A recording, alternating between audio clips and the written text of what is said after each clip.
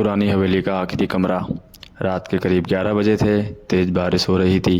पहाड़ियों के बीच बसे एक छोटे से गांव में एक पुरानी हवेली थी, जिसके बारे में लोग कहते थे कि वहां जो भी आखिरी कमरे का दरवाज़ा खोलता है वह कभी वापस नहीं लौटता। गांव का 22 वर्षीय लड़का अर्जुन इन बातों पर विश्वास नहीं करता था। उसने तय किया कि वह इस रहस्य का सच दुनिया के सामने लाएगा।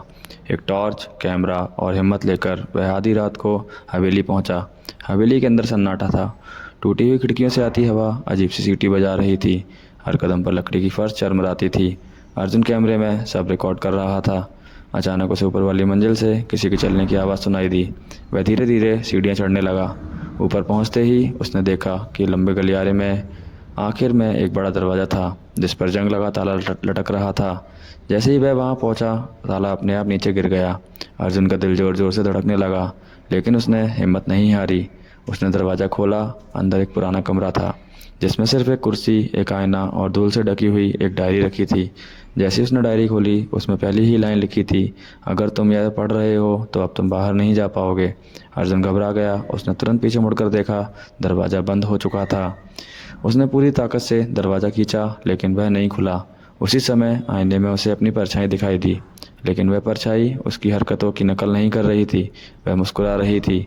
धीरे धीरे वह आईने से बाहर निकलने लगी। कमरे का तापमान अचानक बहुत ठंडा हो गया। अर्जुन डर के मारे पीछे हट गया।